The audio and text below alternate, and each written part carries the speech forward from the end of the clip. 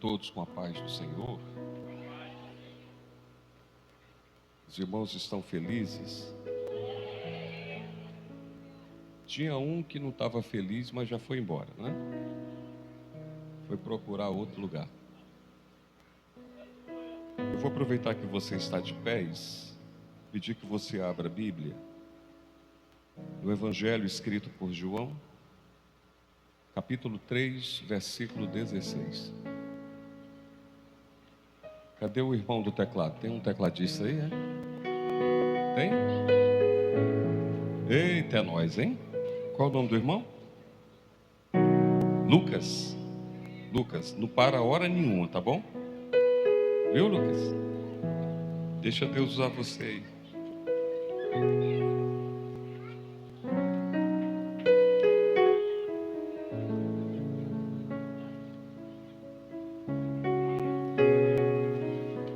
João capítulo 3, versículo 16. Porque Deus amou o mundo de uma tal maneira que deu o seu Filho unigênito, para que todo aquele que nele crer não pereça, mas tenha a vida eterna. Vamos num só coro, vamos verbalizar essa verdade no 3. 1, 2, 3. Porque Deus amou o mundo de uma tal maneira que deu o seu Filho unigênito, para que todo aquele que nele crê não pereça, mas tenha a vida eterna. Os irmãos podem tomar o seu assento. Eu fiz uma cola de novo aqui para mim não esquecer. Essas colas ajudam muito a gente, né? Lucas, baixa só um pouquinho, tá bom? Só um pouquinho. Oh, glória. Ótimo. Quero louvar a Jesus mais uma vez pela vida do pastor Francisco Costa, que é o pastor presidente, é o anfitrião, está recebendo essa comitiva de pastores, de obreiros. Quero louvar a Deus pela sua vida, pastor. Pastor Francisco, eu conheço ele há muito tempo. A única coisa que mudou nele é que ele ganhou uns 3 quilinhos a mais, só isso. Cadê a Paula? Pastora Paula, não sei o que a senhora está fazendo com o pastor Francisco, não, mas continua que está dando certo, viu? Isso aqui está tão bonzinho. Hã? Está falhando? Glória a Deus. Glória a Deus. Glória a Deus. Aí. Eu quero louvar a Deus pela sua vida, pastor. Glória a Deus. Se puder me dar um pouquinho mais de retorno, o outro tinha um pouquinho mais. Quero louvar a Deus pela vida dos pastores que vieram de São Paulo, pastor Renildo. Agora ficou bom. Pastor Renildo. Sua comitiva. Eu anotei aqui para não esquecer. Pastor Marcelo, pastor Keide. É esse mesmo? Glória a Deus. Pastor Jonas. Hoje eu copiei aqui seu nome para não esquecer. Deus te abençoe. O Osailton. Deus te abençoe, Osailton. Tem que ter muita ousadia para fazer um trabalho como esse aqui, né? Que Deus te abençoe. Me senti muito honrado, viu? Com o convite para estar aqui. Quero louvar a Deus pela vida de todos os obreiros. Pastor lá de Belém. Deus abençoe. Todos os demais pastores que estão nesse lugar nessa noite. Deus abençoe a todos. Um abraço fraterno no meu amigo, pastor Isaac Melo. Um amigo de muitos anos. Rapaz, se a gente for contar as histórias que a gente já viveu junto, dá um filme, viu? Filme. Deus abençoe, viu? Eu soube que você estava aqui, ia colocar o seu som aqui. Fiquei muito feliz. Deus te abençoe. O som está maravilha. Para mim, cadê o irmão que está mexendo no som? Levanta a mão aí, ungido. Olha, para mim você não precisa mexer em mais nada, nem se o anjo mandar. Tá bom? Aí a gente vai fazer um acordo. Se o anjo mandar você mexer, você não mexe. E se você mexer, você vai levar um choque aí no tablet. Tá bom? te abençoe, viu? Parabenizar toda a igreja. Deus abençoe a todos, em nome de Jesus. Meus irmãos, quantos querem ouvir a palavra de Deus? Quantos querem ouvir a palavra de Deus? Os irmãos lá atrás, está dando para ouvir direitinho aí? Glória a Deus. Meus irmãos, nós hoje lemos o versículo que eu considero ser, muito provavelmente, o versículo mais conhecido da Bíblia. João 3,16 é conhecido como o texto áureo da Bíblia. João 3,16 é conhecido como o texto de ouro das Escrituras. A síntese da palavra de Deus.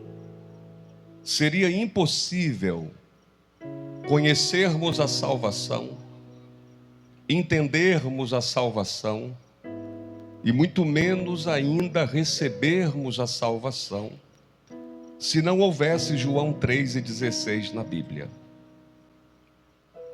E o que eu acho interessante é que a maior revelação de Jesus, escrita no Evangelho de João, não foi revelada a um de seus apóstolos, nem muito menos a um de seus fervorosos discípulos, mas a maior revelação de Jesus, descrita no Evangelho segundo João, ela foi revelada a um fariseu. Diga comigo, fariseu. É só para oxigenar o seu cérebro e você não cochilar aí no seu banco, tá? Jesus poderia ter revelado essa verdade espiritual profunda a um de seus apóstolos, a um de seus discípulos, aqueles que seguiam Jesus por onde Jesus ia. Mas Jesus escolhe fazer isso agendadamente a um fariseu. Pastor, o que era um fariseu? Um fariseu era um membro de uma das religiões de Israel. O fariseu era responsável pelo cumprimento da palavra. O fariseu era responsável para que os homens de Israel cumprissem a lei de Deus. O fariseu era um extremo religioso, alguém que cobrava dos demais, muitas vezes aquilo que nem eles mesmos faziam. Eram fervorosos, eram estudiosos. Um fariseu era do tipo da pessoa que, quando saía pelas ruas de Jerusalém, eram aclamados, respeitados, eram pessoas importantes, pessoas admiradas. Aonde um fariseu passava, as pessoas tinham um certo temor à autoridade que um fariseu tinha. E é para um fariseu que Jesus vai revelar a maior verdade a respeito da salvação.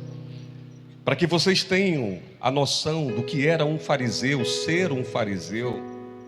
Nos tempos de Jesus, quando um pai e uma mãe concebiam de ter um filho do sexo masculino, esse menino, ao alcançar a idade de 6 anos, os pais faziam uma festa, porque esse menino agora seria levado a uma sinagoga em Jerusalém para aprender sobre a Torá. Esse menino passava dos 6 aos 10 anos, aprendendo a ler e a escrever aos pés dos mestres da lei de Israel. E aos 10 anos eles eram submetidos a um teste de conhecimento, porque até completar os 10 anos, eles teriam que, além de aprender a ler e a escrever, eles tinham que decorar todo o Pentateuco, ou seja, os 5 primeiros livros da Bíblia. Eram chamados e testados os seus conhecimentos, as suas memórias. E naquele primeiro teste, alguns deles permaneciam nas sinagogas para continuarem o seu aprendizado.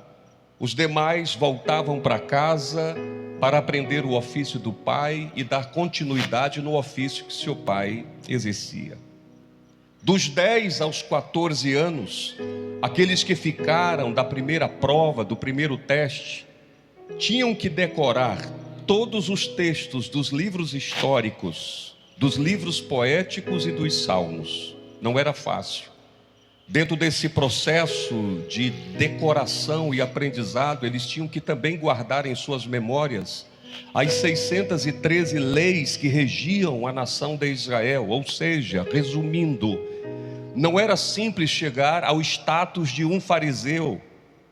Por isso o fariseu era aclamado, respeitado, honrado pela população de Israel. E isso aconteceu com este homem do capítulo 3 do Evangelho de João, o homem por nome Nicodemos. O texto diz que Nicodemos, ele além de ser um fariseu, o texto diz que ele era um dos principais dos fariseus, significando dizer que ele era membro do Sinédrio de Jerusalém. Para quem não sabe, o Sinédrio de Jerusalém é a suprema corte que rege a nação de Israel.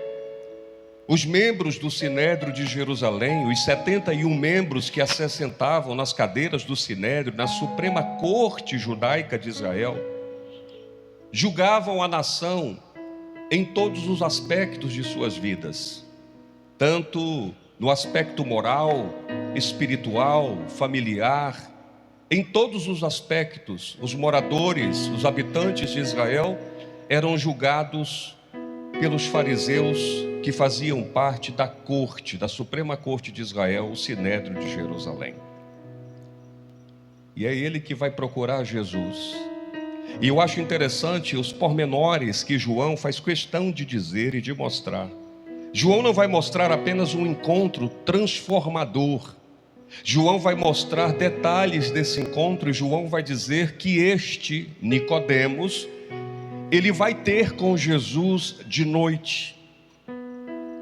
João diz que ele vai procurar Jesus na calada da noite, na escuridão da noite. Muito provavelmente Nicodemos não encontra com Jesus de dia, talvez por algumas ocasiões, talvez por medo de retaliação. Afinal de contas, ele é um representante da lei de Israel. E aqueles que estavam destilando a lei para os moradores de Israel não gostavam de Jesus, odiavam a pregação de Jesus, especialmente quando Jesus se revelava ser o Filho de Deus.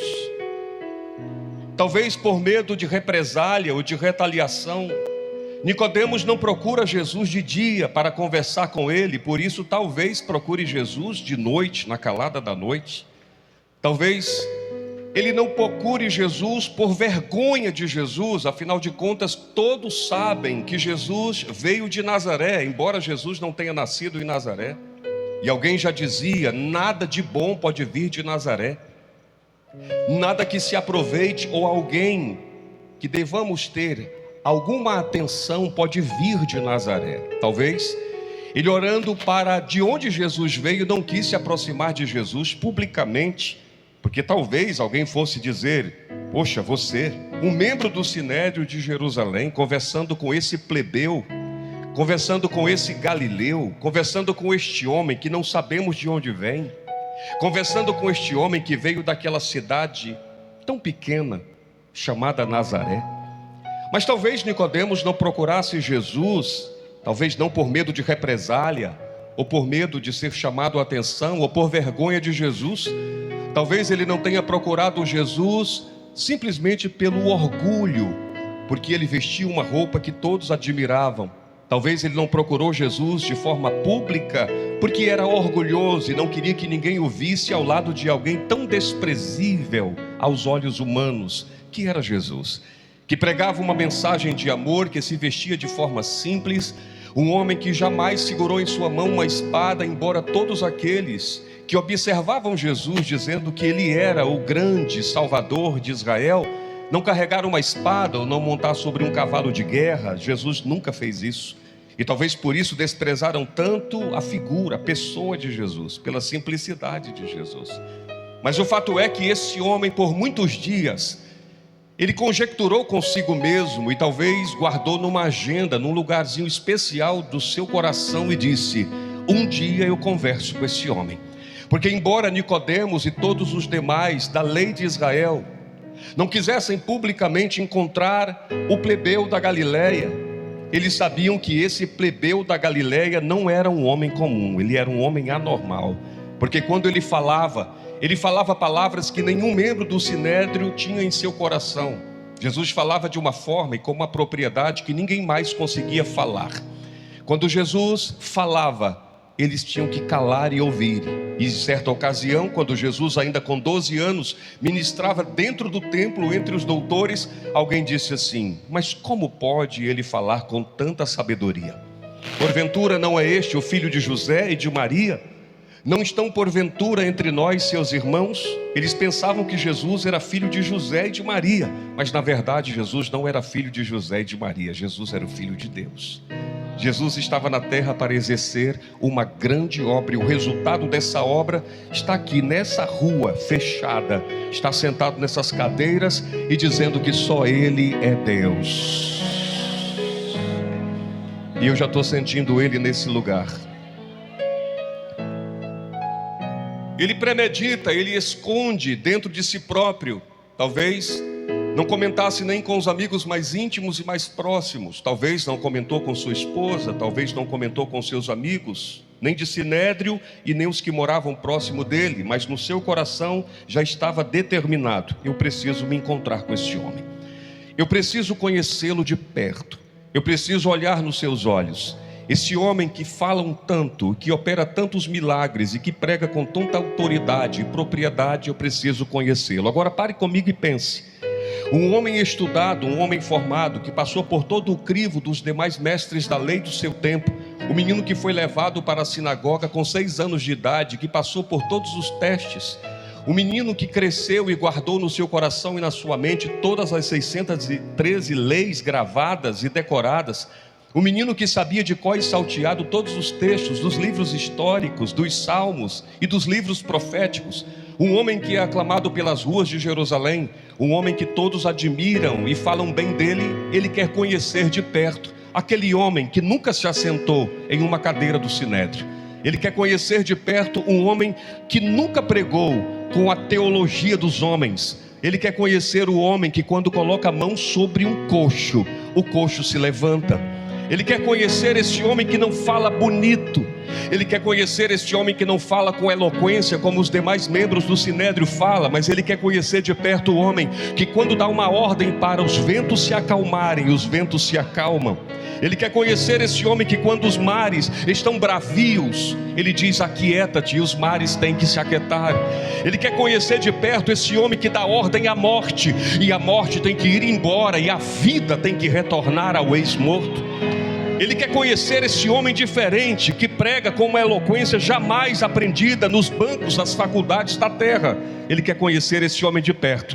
Se Nicodemos estava ansioso para conhecer este homem de perto, eu louvo a Deus, porque mesmo não sendo alguém importante, eu já conheci este homem de perto. E para melhorar a nossa glorificação, esse homem entrou nesta via pública e está andando no meio de nós neste lugar. Quem já sentiu ele aqui? Oh, glória! E o melhor não é isso. O melhor é que, ao invés de fazermos como fez Nicodemos, procurarmos ele na calada da noite, ele nos encontrou um dia. Ele nos achou.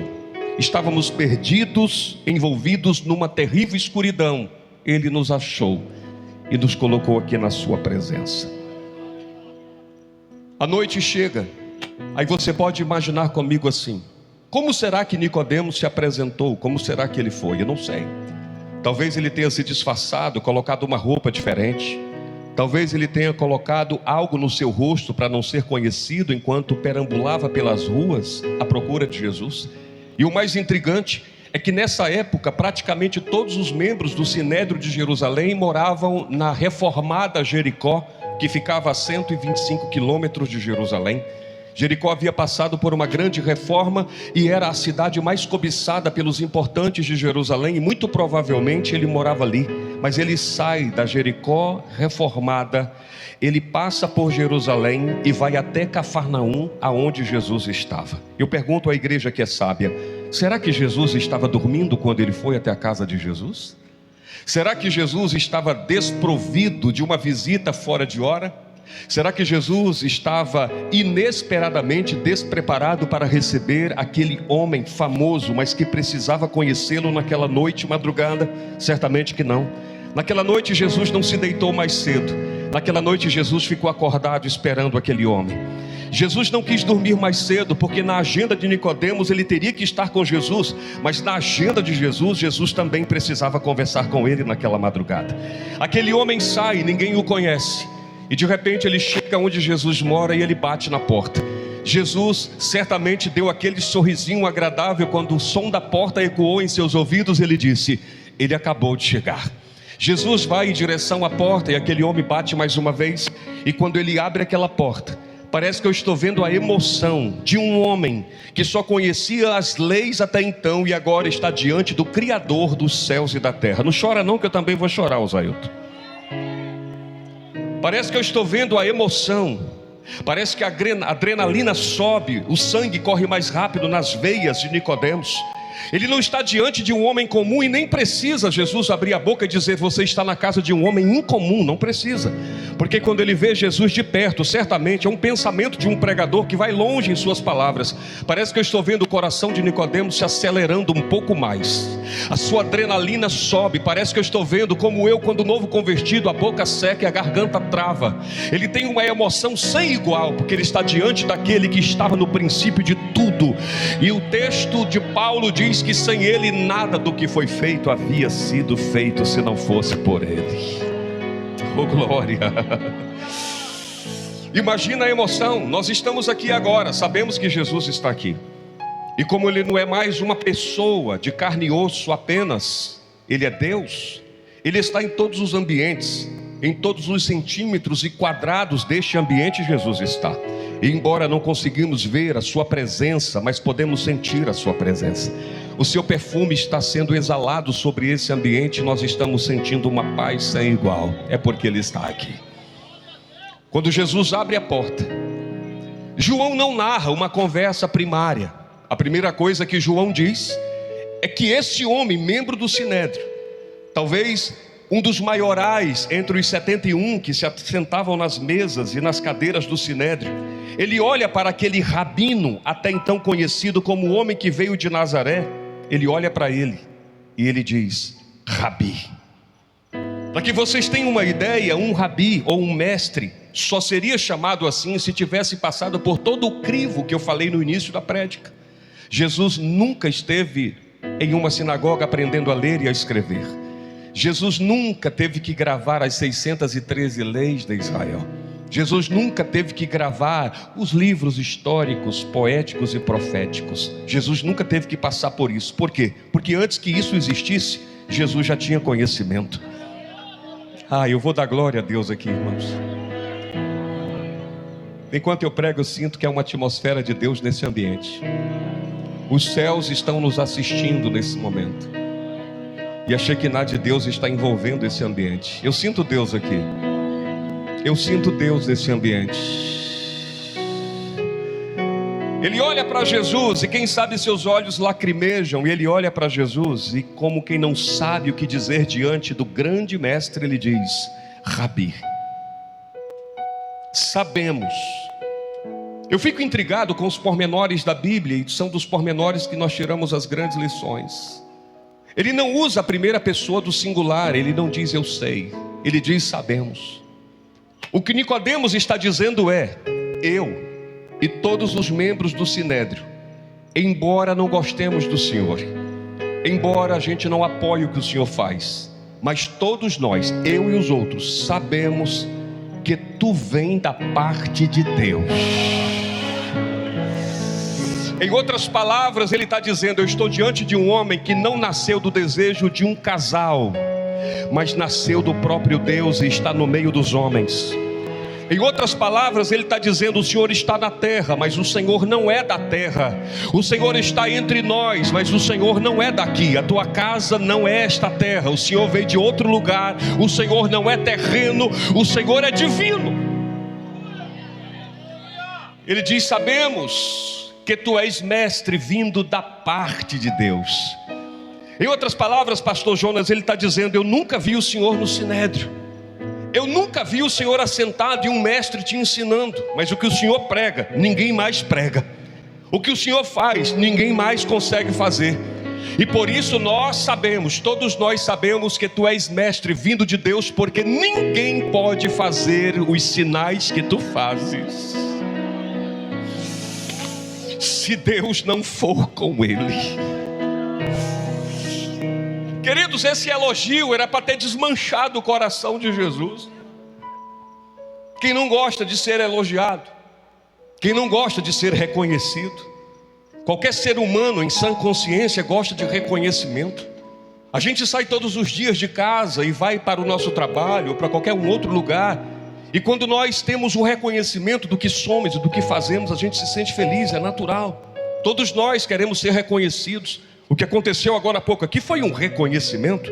Os missionários, pastores, devidamente preparados para ser reconhecidos, foram reconhecidos aqui. Isso não é só honra, é reconhecimento diante do público, diante das pessoas, e isso nos deixa felizes, sim ou não? Jesus recebeu um elogio. Aliás, como dizem as línguas mais profundas, Jesus recebeu um elogio rasgado, uma rasgação de seda para Jesus. Jesus poderia ter chamado Nicodemos, dar um abraço nele e dizer: você veio de tão longe me elogiar, que bom. Você veio na calada da noite me elogiar, me dá um abraço aqui e pode voltar para casa. Ou quem sabe Jesus entra e toma um chá comigo depois desse elogio. Eu só tenho que te agradecer. Jesus não fala nada disso. Jesus olha para ele e diz assim: é necessário nascer de novo. Jesus foi e é o pregador dos pregadores, porque Jesus não perde tempo em elogios. Jesus envolve tempo em fazer o reino de Deus ganhar e produzir. Nós estamos vivendo, irmãos, um tempo esquisito em que as pessoas preferem agradar pessoas. Não que nós tenhamos que desagradar as pessoas, temos que ser educados, e quanto mais pudermos agradá-los, melhor. Mas há um ser maior e soberano que precisa ser agradado em todo instante. Às vezes nos preocupamos mais com a criatura do que com o Criador. Mas mais importante do que a criatura, porque sem o Criador a criatura não existiria, é o grande Criador de todas as coisas. Então eu vim neste lugar aqui primeiro para agradar aquele que me criou e me deu vida para estar aqui no meio de vocês. Jesus rasga e diz: é necessário nascer de novo. Na verdade, Jesus deu um nó na cabeça do mestre da lei.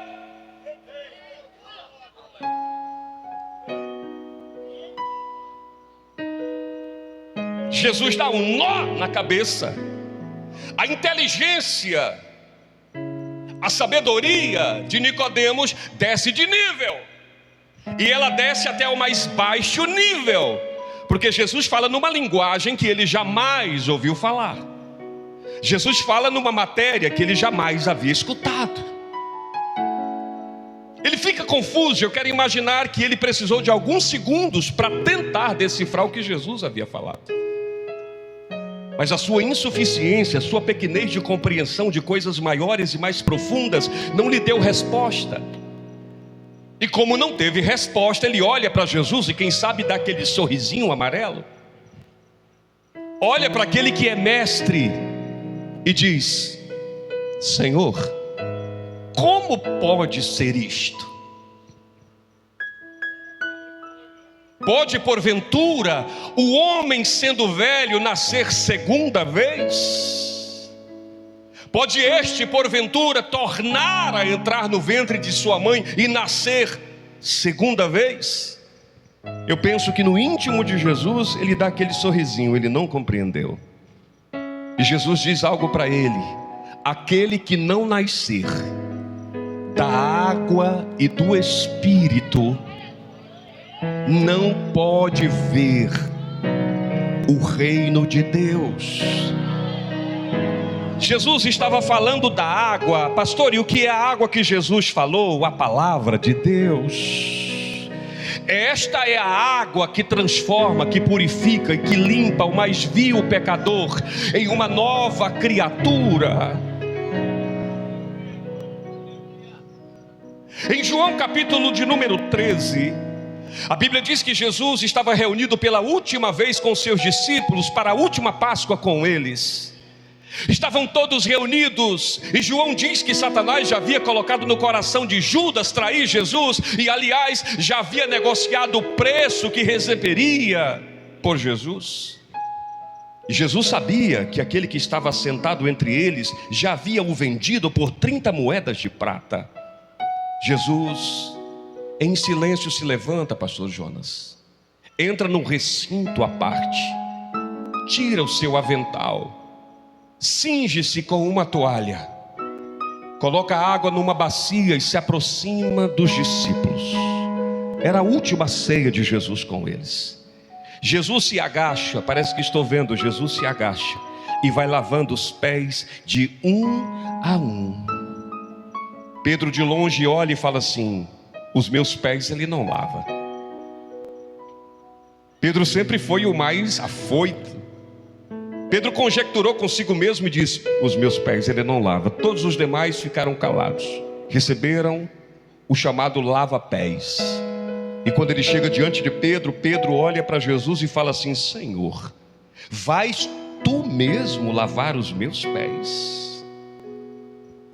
E Jesus disse: Pedro, o que eu estou fazendo aqui você não compreende agora, mas você vai compreender o que eu estou fazendo.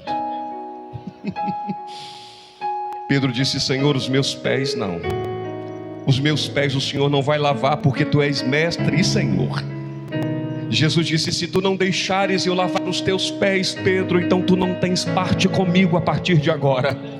Pedro olha para Jesus e disse: Senhor, não apela não, então lava os pés, as mãos, lava a cabeça.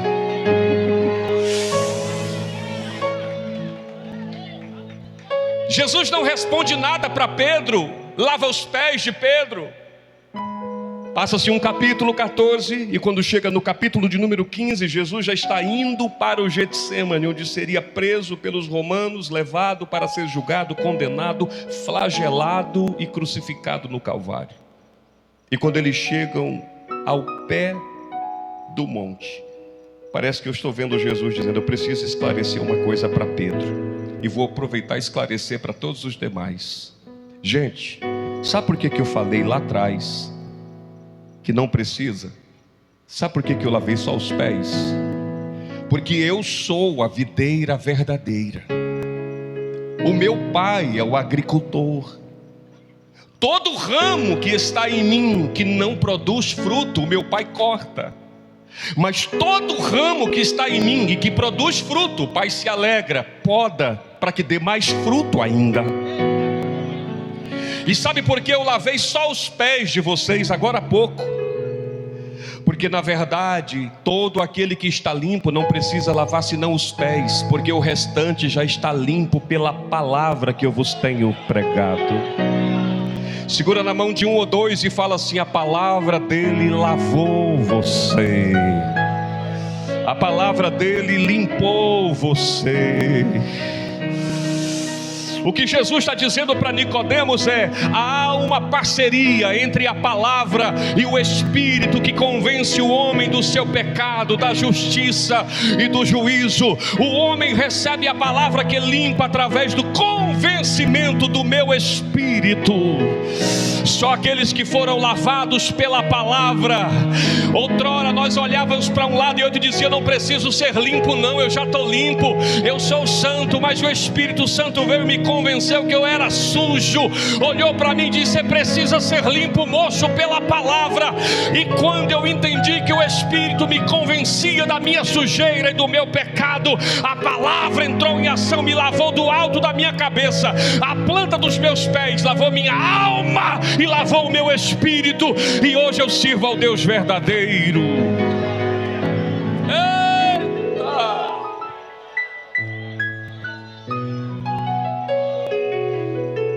Quando Nicodemos diz isso, Jesus olha para ele e fala assim: Nicodemos, o vento sopra onde ele quer, mas ninguém sabe de onde ele vem e nem para onde ele vai. Assim é todo aquele que é nascido do Espírito. E sobre o que você perguntou, Nicodemos, não, o homem não precisa nascer segunda vez.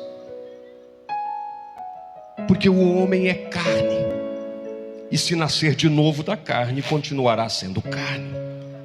Mas aquele que nasce do Espírito, e no texto o Espírito é com E maiúsculo, este é Espírito com E minúsculo. Significa dizer que Deus pega a insuficiência que somos,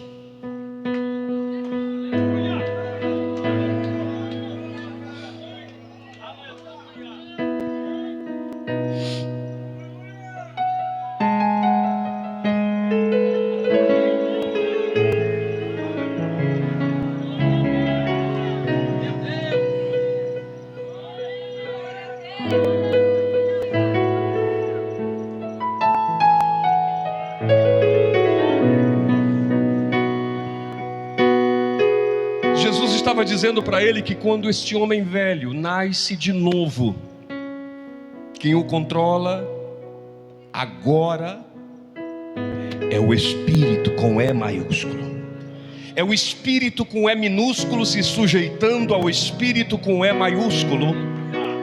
É o Espírito com E maiúsculo insuficiente sendo controlado, guiado e mantido pelo Espírito maioral superior com E maiúsculo. É o grande controlando e mantendo o pequeno. É por isso que quando o inferno olha para uma reunião como essa, só pode, no máximo, chamar a gente de doido. É o máximo, mas não pode se aproximar, porque olha para espíritos com E minúsculos, pequenos, insuficientes e frágeis. Mas quando ele abre melhor os seus olhos, ele consegue enxergar um espírito maior, com E maiúsculo, que está cobrindo esse ambiente. Nós estamos debaixo de uma nuvem do céu nesta noite, e nenhuma força exterior pode nos atingir. Esse lugar agora é um pedaço do céu. Oh, você pode adorar a Ele.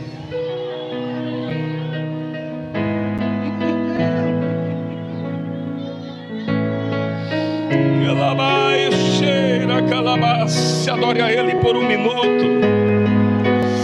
Adore o maior por um minuto. Adore o superior por um minuto. Adore o dono do céu por um minuto.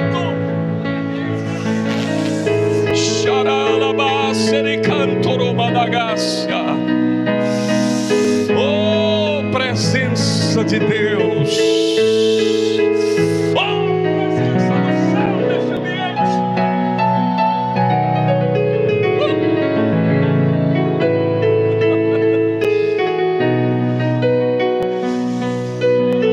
Jesus olha para Nicodemos e diz: Nicodemos, parece que você não está entendendo.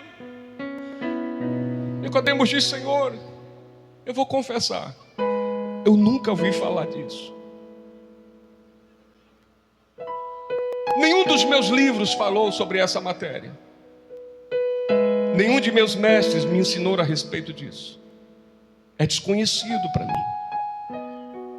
Jesus disse: mas tu és mestre em Jerusalém e não compreendes o que eu falo.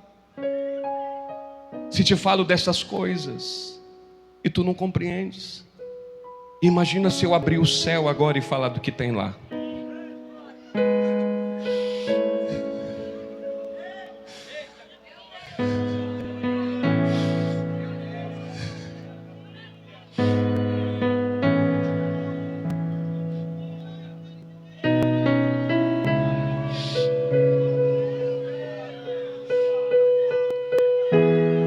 Meus irmãos, sabe por que eu me alegro? Por que eu choro?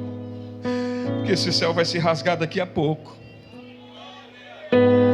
E a gente aqui olhando para o bolso vazio, para a nossa insuficiência, para as nossas desqualidades. Mas Ele está lá esperando exatamente nós. Queira o diabo ou não, é para lá que a gente vai. Queira o diabo ou não, é para lá que a gente vai. Os céus pertencem a nós. Nicodemos está com um nó na sua mente. Jesus fez de propósito. Jesus disse: Nicodemos, nós falamos do que sabemos. Por que Jesus diz nós? Porque Jesus e o Pai são um. Jesus está falando: eu ando em concordância com Ele. Nós falamos do que nós sabemos. Jesus está dizendo: o que eu te falo aqui, não te falo por falar, te falo porque conheço, porque sou de lá, e tu não entendes. Eu não sei quanto tempo, irmãos, aquela reunião com Jesus e Nicodemos durou, mas foi o suficiente para, num dado tempo, Nicodemos olhar para Jesus e falar: Senhor, eu preciso ir embora. Agora imagina comigo, nós que somos inteligentes. Nicodemos sai da casinha e começa a voltar para sua casa, naquelas ruas mal clareadas de Jerusalém. Para quem já foi lá sabe, a iluminação de lá é quase turva.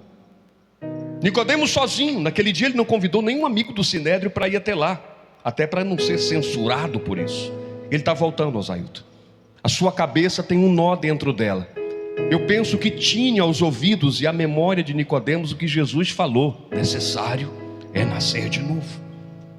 Parece que eu estou vendo ele se aproximando da sua casa. Chega em casa, abre a porta, a esposa, quem sabe, diz aonde você estava. Ele entra em silêncio para o seu quarto, e ele continua sendo martelado pela palavra poderosa, impactante de Jesus. Tenho para mim que naquela noite ele não conseguiu dormir pensando no que Jesus havia lhe falado. Quem sabe ele olhando para o teto do seu quarto dizendo: por que nunca ninguém me falou isso? Porque eu nunca ouvi falar sobre isso? Porque este homem que tantos censuram e falam mal e dizem mal a respeito dele consegue falar algo que eu nunca ouvi ninguém dizer? Por que será que um homem, não aquele importante que eu conheço, me falou algo tão profundo como este homem me falou? A semente estava plantada na mente e no coração de Nicodemos. Aliás, primeiro na mente, depois desceu para o coração. Foi uma noite mal dormida, ele não conseguiu cochilar. Como dizem os bons nordestinos, não conseguiu pegar no sono. O dia amanheceu e quem sabe, parece que estou vendo ele se levantando, tomando o seu banho, se arrumando, colocando a sua indumentária e indo de novo para o Sinédrio, mas pensando no que Jesus havia falado. Quem sabe ele chegou estranho, esquisito, os amigos apertaram sua mão e ele estava em silêncio, calado, impactado. Quem sabe alguém colocou na sua mesa algo para que ele julgasse. Ele diz: hoje eu não quero julgar nada, hoje eu estou pensativo, eu estou pensante hoje.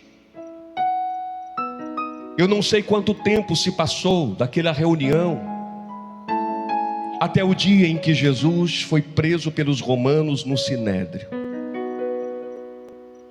levado para ser açoitado, flagelado e colocado numa cruz. Eu não sei quanto tempo passou, mas o fato é que Jesus é arrastado, crucificado, seus pés e mãos cravados com grandes e pontiagudos pregos, sua coroa traspassada com uma coroa feita de forma artesanal. O sangue de sua fronte desce e se mistura às suas lágrimas de dor. Seu lado é furado com uma ponta de uma lança. O sangue jorra e com o sangue também joga água. Jesus está de braços abertos, entrega ao Senhor Deus o seu Espírito e ele se entrega ali. Eu não sei quanto tempo passou, do capítulo 3 de João ao capítulo 19 de João, eu não sei. O que eu sei é que no capítulo 19 de João, Jesus está expirado na cruz. José da cidade de Arimateia, um senador da República de Israel, vai até Pilatos e pede que ele tire o corpo de Jesus. O corpo de Jesus é consentido a ser tirado da cruz, e José de Arimateia está tirando o corpo de Jesus da cruz. Mas ele não está sozinho. Sabe quem é que está lá com ele, ajudando a descer o corpo de Jesus da cruz? Nicodemos, o homem que foi ter de noite com Jesus, o homem que talvez tivesse tido medo de estar com Jesus, vergonha de ter estado com Jesus, ou quem sabe o seu ego lhe disse: não vai estar com ele. Aquela semente plantada naquela noite madrugada estava germinando. palavra que Jesus deu a Nicodemos naquela madrugada estava surtindo efeito, e a alma de Nicodemos estava sendo lavada pela palavra de Deus.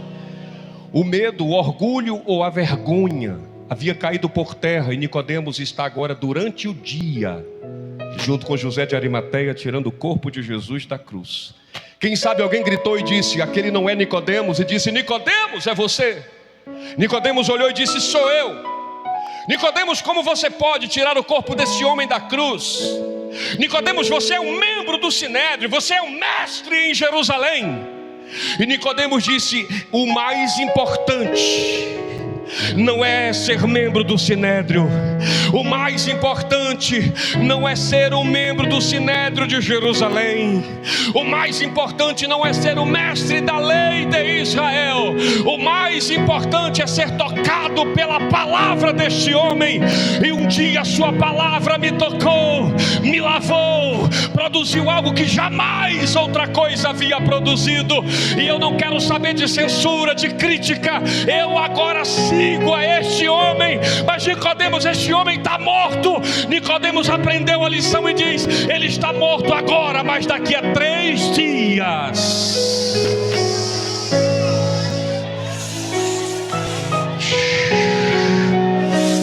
Ai, meu Deus! Ele está morto agora, mas daqui a 3 dias ele prometeu que vai voltar, e eu acredito nele.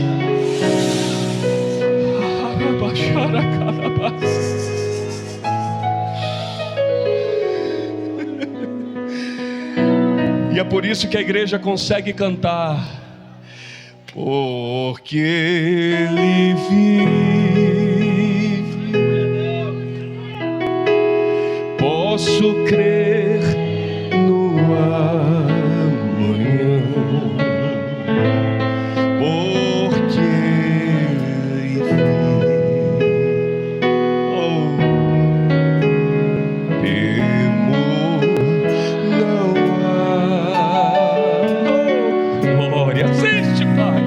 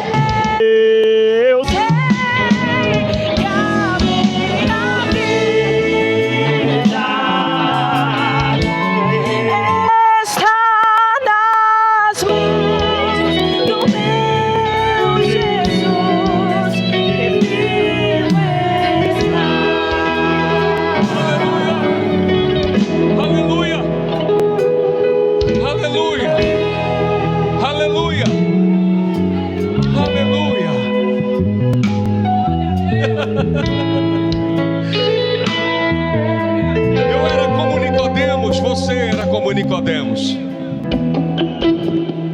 Você se escondia. Você se achava autossuficiente. Seu coração pregava uma mensagem e dizia: você não precisa mudar em nada. Mas um dia, o Espírito com E maiúsculo chegou e falou: você precisa dele. Sem ele você não vale. Sem ele você não pode. Sem ele você não consegue. Eu dizia: mas eu estou bem como estou. Mas o Espírito com E maiúsculo disse: mas tudo isso vai passar. Esta vida vai passar. Estas coisas irão passar. Mas existe uma outra além, permanente, duradoura, eterna. E sem ele, você não chega lá. Fui convencido de quem eu era, do meu pecado, da justiça que eu teria que enfrentar e do juízo que se seguiria. Então eu me rendi e disse: eu aceito. Ele me tomou e tomou você. Deu um banho com o seu sangue. Nos perdoou dos nossos pecados. Escreveu o nosso nome no livro da vida. E hoje nós estamos aqui, olhando para o céu, porque a qualquer momento, pode ser antes que essa reunião termine, as trombetas poderão soar. Nosso corpo sofrer uma rápida transformação, subirmos. O Espírito que nos convenceu, nos tomar pela mão e nos conduzir até Ele. E antes de adentrarmos, Ele estará de pé e dirá: Pai, ela chegou. A minha noiva chegou. Ouviremos Ele dizer: vinde, benditos de meu Pai. Possuí por herança o reino que vos está preparado desde a fundação do mundo. Mente de pregador vai longe. Um instante, músicos.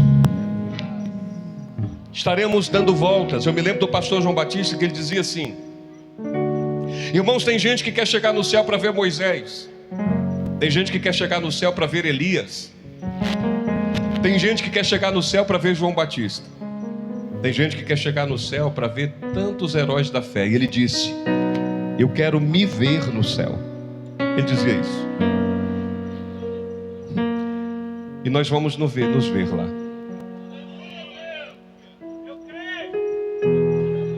Eu me lembro que quando eu era criança, eu encerro em 3 minutinhos. Nós éramos apaixonados por Fanta laranja. Até hoje as crianças gostam. E eu me lembro que eu sou o mais velho de 5, Jocilene. A gente combinava com os outros irmãos: vamos falar que algum de nós está doente. Porque quando a gente dizia que estava sentindo mal, meu pai mandava comprar logo uma Fanta laranja para a gente. Aí eu combinava ou com a Juliana ou com o Ronaldo, a Sandra, o Romulo era pequenininho.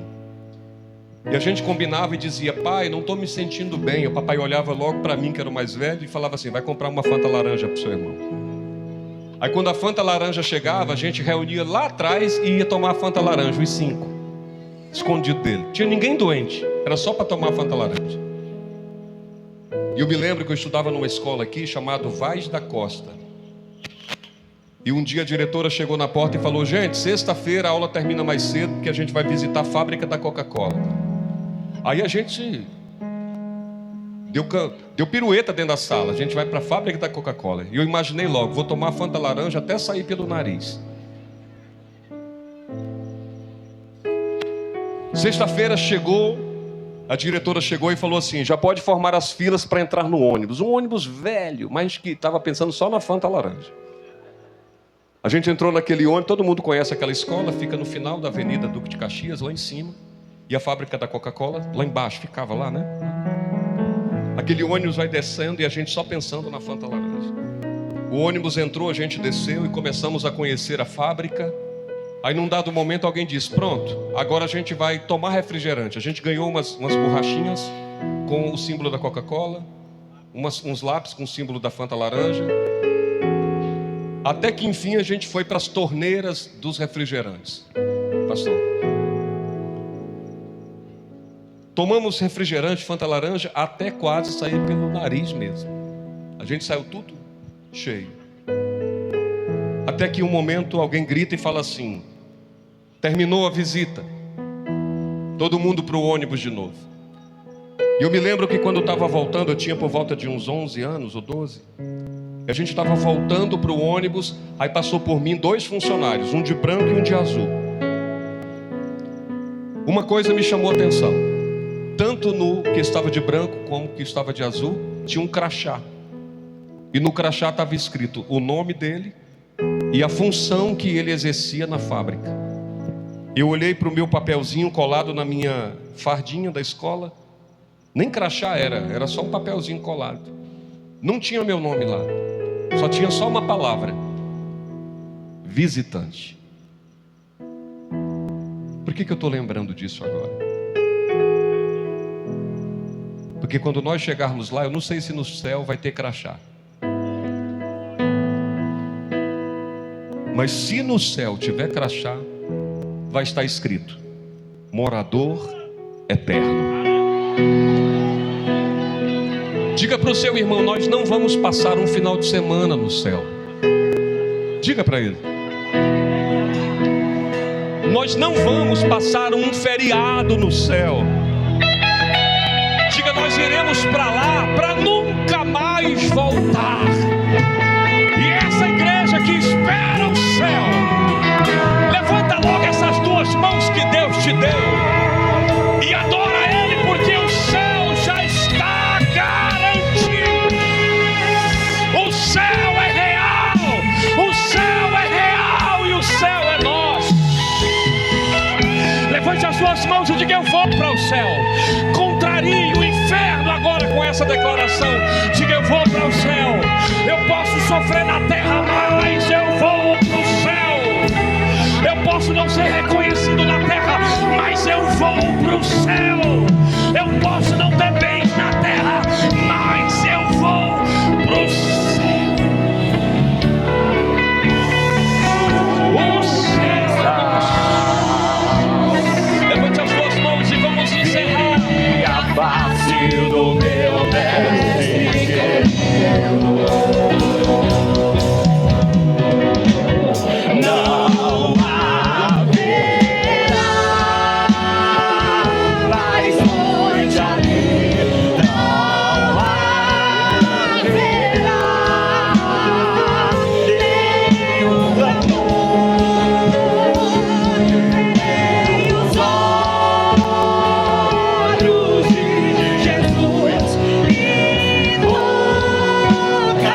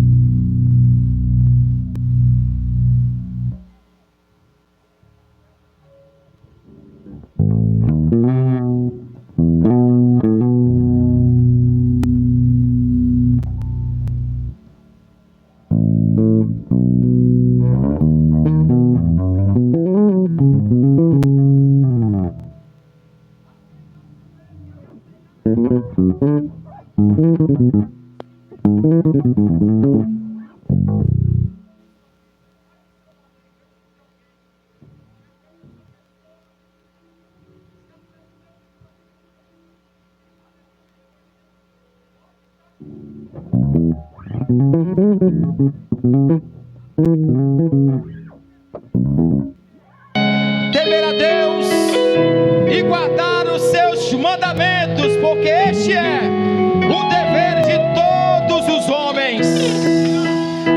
Tem alguém em nosso meio? Nós queremos orar por você.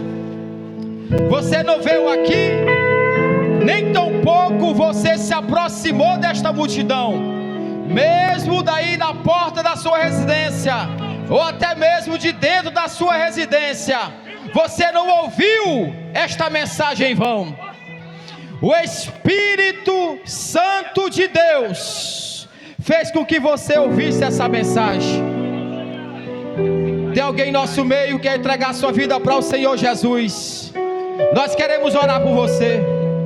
Este é o dia aceitável ao Senhor. A obra que Deus quer fazer na tua vida, a primeira delas é te salvar.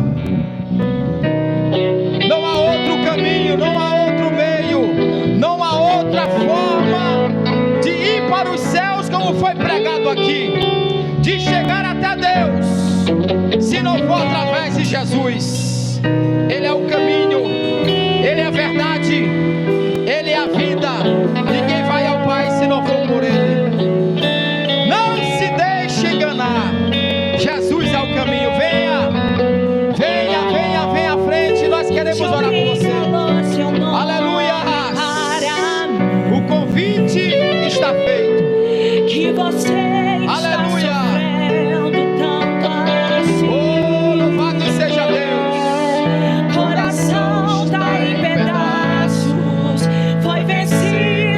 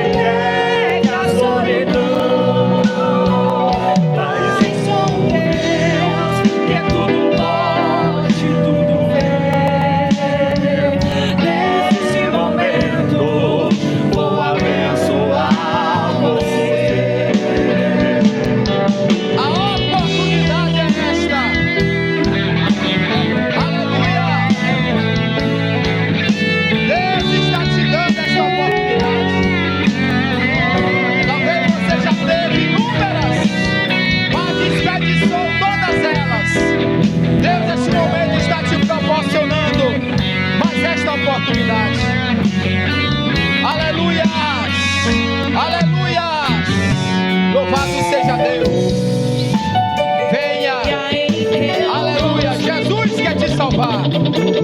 Pouco a pouco ele desapareceu.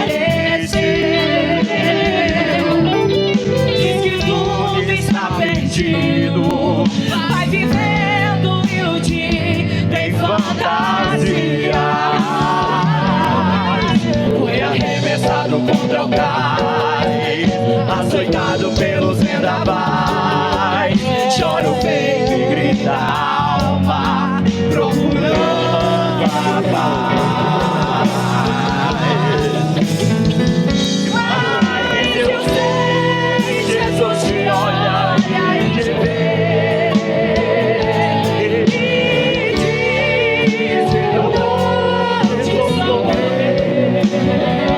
Do pó das cinzas eu vou te levantar. Sou o teu Deus, é só o meu nome clamar. Eu sei que os sonhos se perderam no caminho. Estás sozinho e entregue à solidão. Mas eu sou o Deus que tudo pode, tudo vê. Neste momento vou abençoar você. Glória a Deus. Vou abençoar você. Aleluia. Vou Glória a Deus. abençoar você. Sente no seu lugar, dando glória a Deus.